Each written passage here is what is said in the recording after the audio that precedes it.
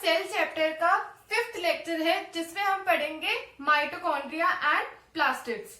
हमने lecture number 3 में start किया था सेल ऑर्गेनेलीज, उसके बाद हम 3 ऑर्गेनेलीज पढ़ चुके हैं, namely endoplasmic reticulum, Golgi bodies and lysosomes. ये तीनों थी single membrane bound.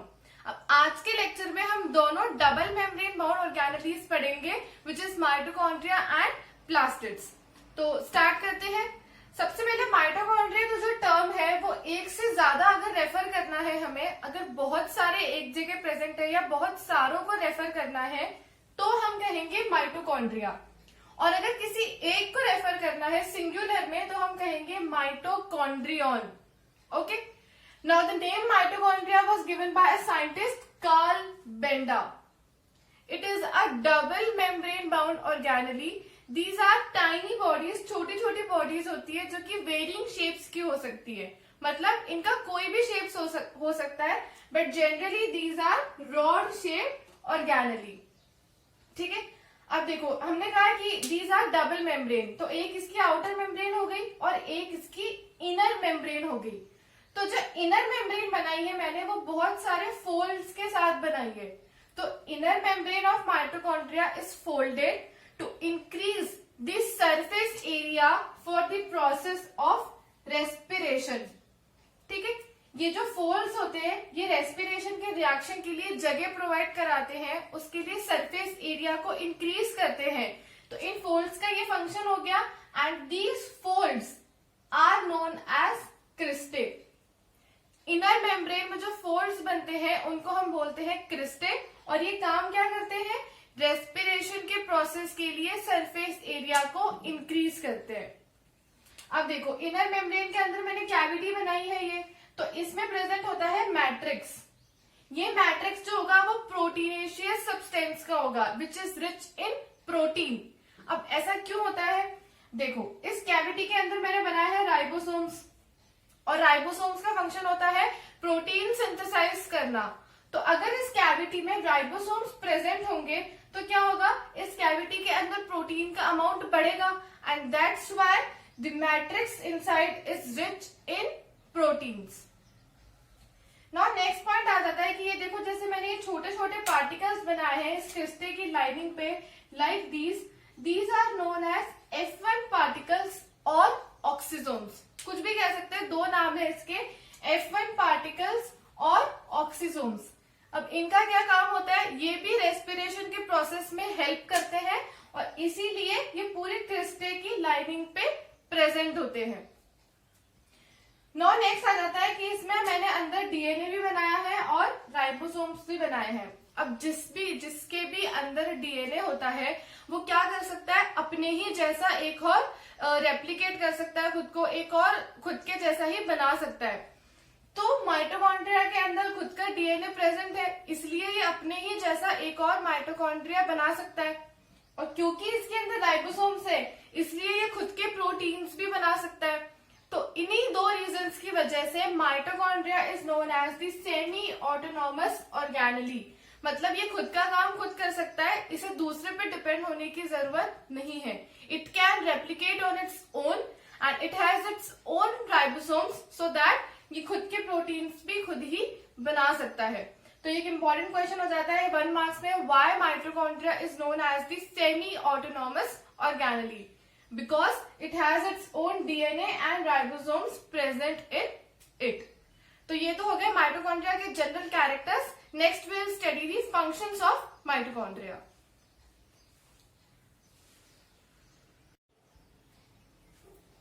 Okay, so next we will see the functions of mitochondria. अभी हमने जनरल कैरेक्टर्स में पढ़ा कि उसमें फोल्ड्स जो प्रेजेंट होते हैं इनर मेम्ब्रेन में जिनको हम क्रिस्टे बोलते हैं, और जो F1 पार्टिकल्स होते हैं वो किस में हेल्प करते हैं, रेस्पिरेशन की प्रोसेस में। तो पहला फंक्शन तो इसका यही हो गया कि it is the site of cellular respiration. भाई अगर रेस्पिरेशन के प्रोसेस के लिए हेल्प कर रहे हैं मतलब माइटोकॉन्ड्रिया के अंदर रेस्पिरेशन का फंक्शन परफॉर्म हो रहा है, तो it is the site of cellular respiration. इसका फर्स्ट फंक्शन तो ये हो गया।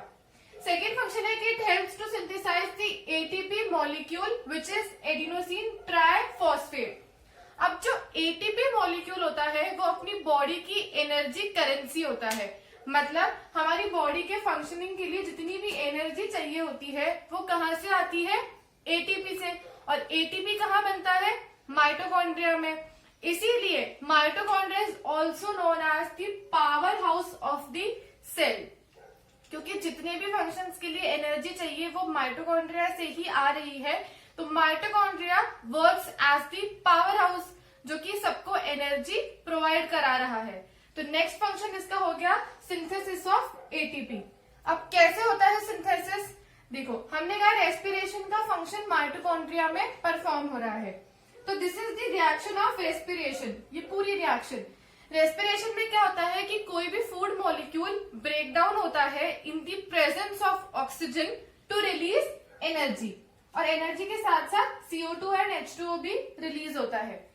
तो जब ये रिएक्शन रेस्पिरेशन की माइटोकॉन्ड्रिया में परफॉर्म होगी, मतलब फूड मॉलिक्यूल ऑक्सीजन की प्रेजेंस में ब्रेक डाउन होगा तो एनर्जी मिलेगी, और ये जो एनर्जी रेस्पिरेशन के प्रोसेस में निकलती है यही काम में आती है एटीपी को बनाने के लिए। तो इन दैट वे माइटोकॉन्ड्रिया के अंदर रेस्पिरेशन का फंक्शन परफॉर्म होता है और उससे जो एनर्जी मिलती है वो हेल्प करती है एटीपी को बनाने के लिए। तो these were the functions of mitochondria. Next we will start with plastids.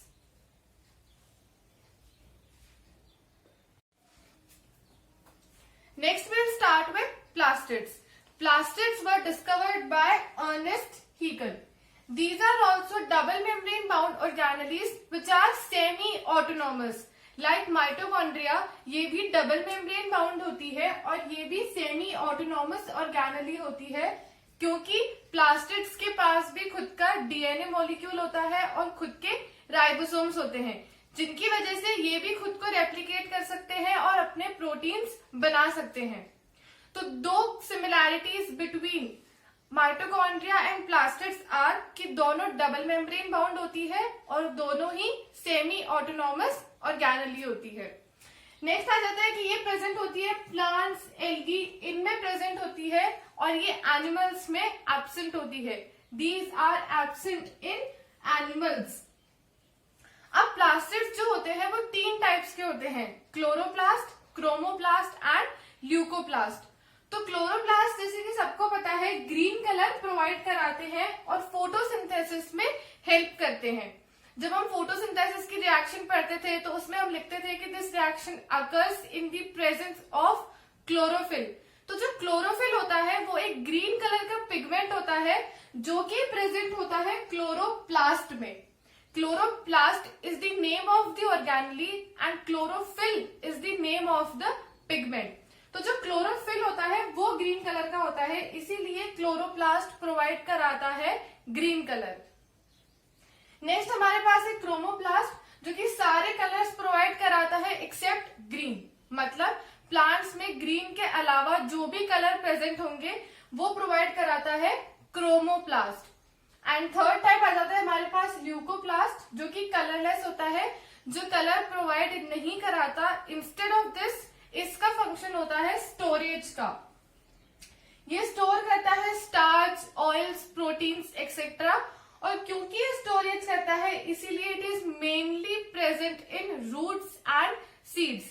फिर जो भी प्लांट ने फूड बनाया वो पूरे प्लांट में ट्रांसपोर्ट हो गया। अब जितना बचा हुआ फूड है, जितना एक्स्ट्रा मटेरियल है, वो कहीं तो स्टोर करना पड़ता है, तो वो काम करता है ल्यूकोप्लास्ट स्टोरेज का। किसको? स्टार्च, ऑयल्स एंड प्रोटीन्स को, और इसीलिए it is mainly present in roots and seeds. तो these were the general characters of plastids. Next will study the functions of plastids.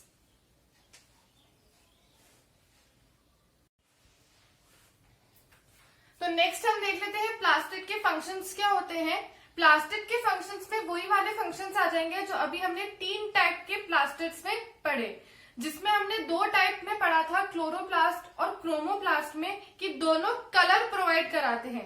एक तो ग्रीन कलर देता है और एक सारे कलर प्रोवाइड कराता है। तो it helps in providing colour to the plants, hence it is known as pigment providing organelle. यहाँ पे पिगमेंट का मतलब होता है कलर, ठीक है। पिगमेंट मीन्स कलर, तो क्योंकि ये कलर प्रोवाइड करा रहे हैं that's why it is also known as pigment providing organelle.